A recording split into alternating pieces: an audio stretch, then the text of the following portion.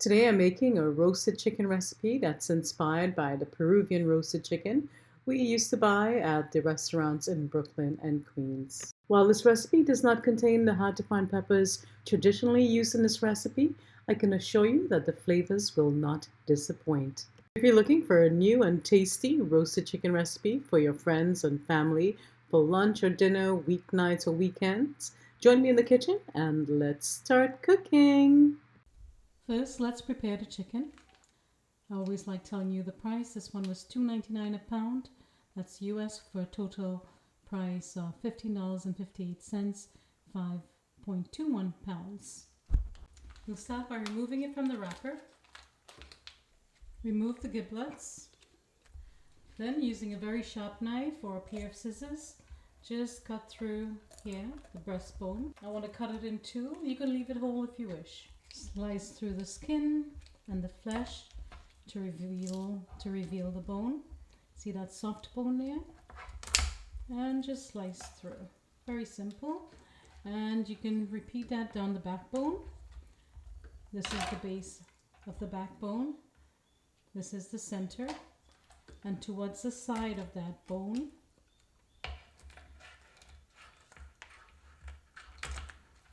just needs a little bit of pressure, a little bit of force, and success. Remove this butt piece here. And next I like scraping off that innards. Clean inside the back. It's easier when the chicken is whole rather than in pieces. Cut off any excess skin and excess fat towards the base. You could cook that for your doggy. I make that with rice for Leo, or steam it for his food. And he loves it. So this is it. Remove any feathers and then we'll rinse. I also like cutting off the tip. Rinse with the juice of a lime, lemon, or vinegar. If you don't have either of those, flour, maybe a quarter cup of flour will work. One extra note, there are also feathers at the base of the leg.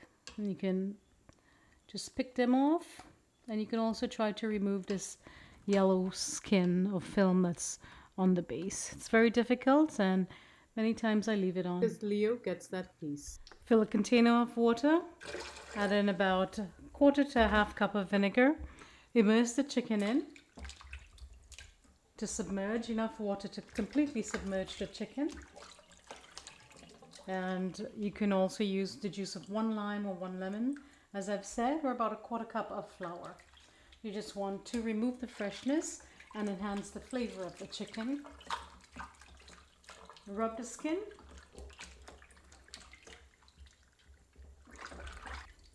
You can also let the chicken soak for a couple of minutes. Make sure to disinfect your work surface when you're done. Rinse with cold, clean water and drain. Nice and clean. Measure out a quarter cup of olive oil. I'm using extra virgin olive oil. Pour it into the bowl. A quarter cup of apple cider vinegar.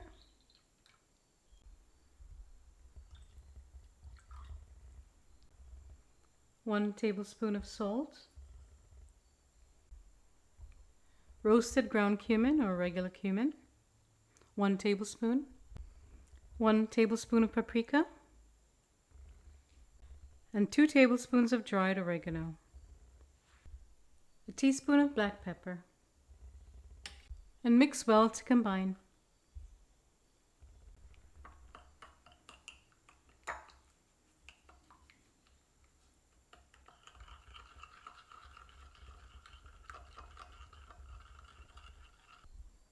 You can also add a half cup of beer, but that's totally optional. Next, place the chicken in the resealable bag.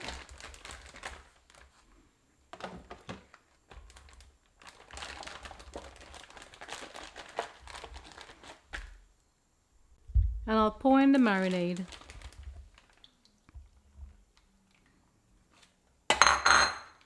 Without making too much mess.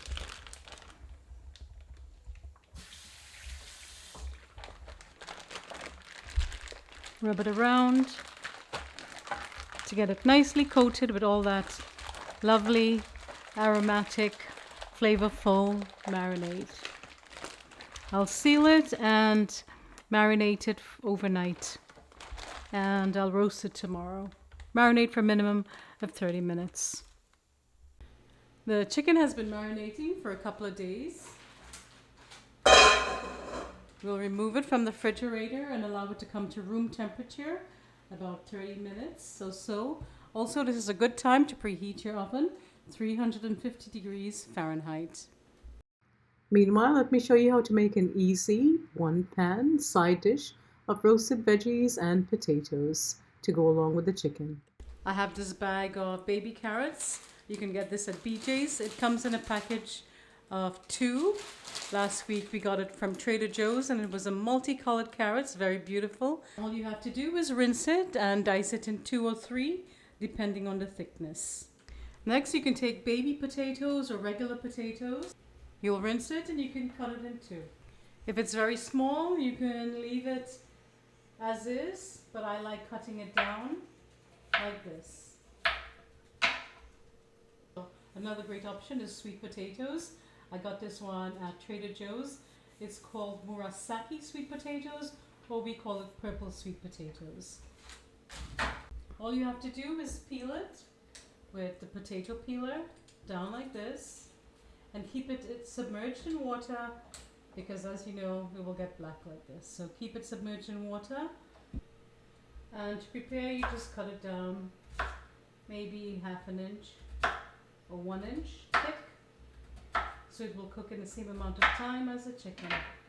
This also is another great option for those of you who are trying to eat less rice or bread and more natural produce like potatoes and sweet potatoes. And sweet potatoes are extremely healthy, especially if you're in premenopause or menopause. I'm not a doctor, but it has helped me quite a lot, and it's very nutritious. Once you wash the potatoes, you just layer it on the tray.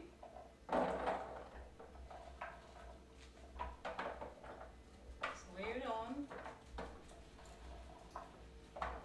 You can pre-season it if you wish, but that chicken has so much flavor and so much spices already. It's just going to absorb all that flavor.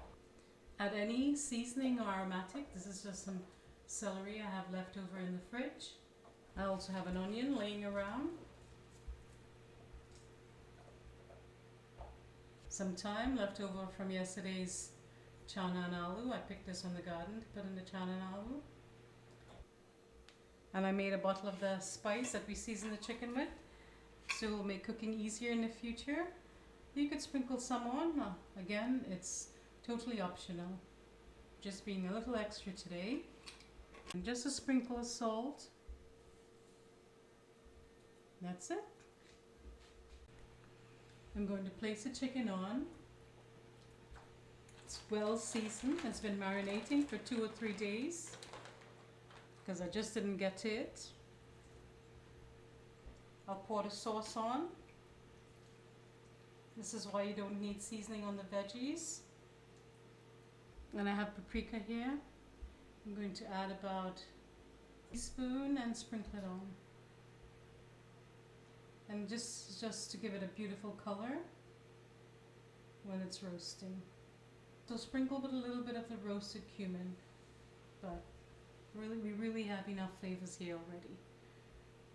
And the chicken is still cold, so I'm going to wait a couple more minutes before we put it in the oven. And just drizzle with a little extra olive oil.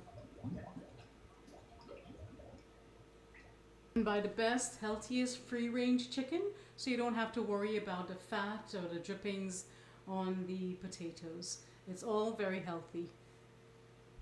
And my husband's been eating baked chicken for lunch at work 4 days a week for the past 25 years, and he's perfectly healthy. And this is just one of those delicious, healthy roasted chicken recipes that I make for him.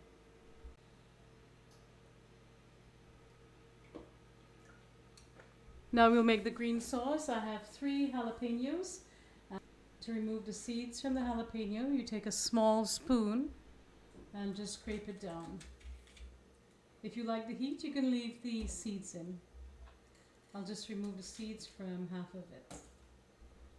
I like me spicy food. And you could put Trinidad pimento pepper or habanero, Scotch bonnet, wiri wiri pepper, because we're from Trinidad and the Caribbean. That would still work great in this recipe. Make it your own. I have about 4 cloves of garlic, 2 tablespoons olive oil, extra virgin organic olive oil, and 2 tablespoons apple cider vinegar, just for a tartness. A 1/4 cup of mayo, you can add more or less according to your preference, and a 1/4 cup of sour cream.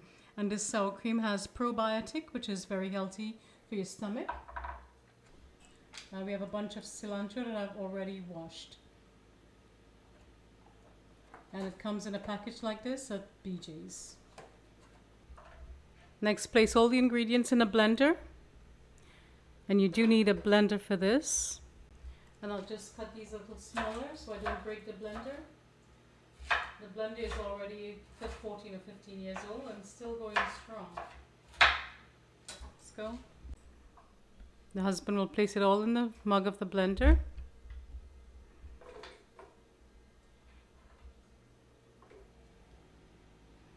We'll cut the cilantro as well. Smaller.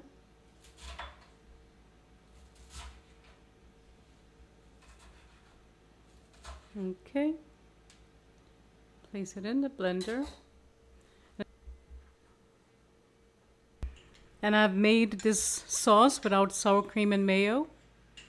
So you can certainly make this dairy free or you can make it vegan. I saw a vegan brand of sour cream in the supermarket. And they're also vegan mayo. When I'm eating clean, as I said, I don't add any processed ingredients. And it's still delicious. Now we'll add the olive oil and the apple cider vinegar, which are very healthy.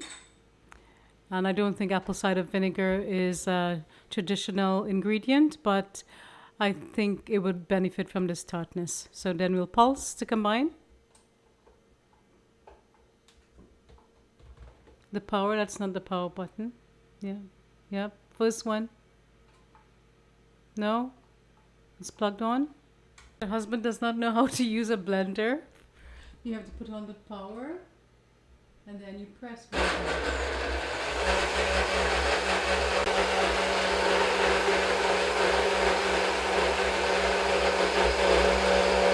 Stop.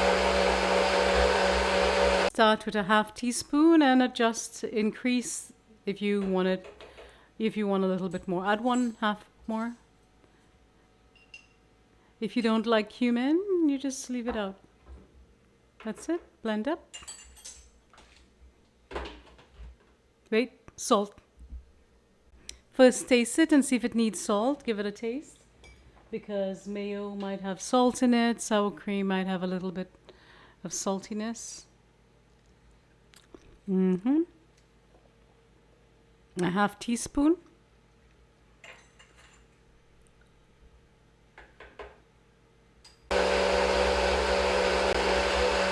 And we taste again and adjust. We'll add a little more salt, and if you wanted it more creamy, add a 1/2 cup more of mayo.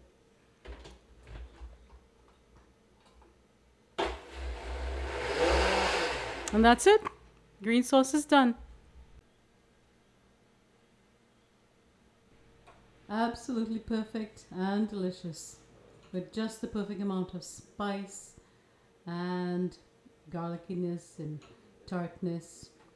Absolutely amazing. Yummy.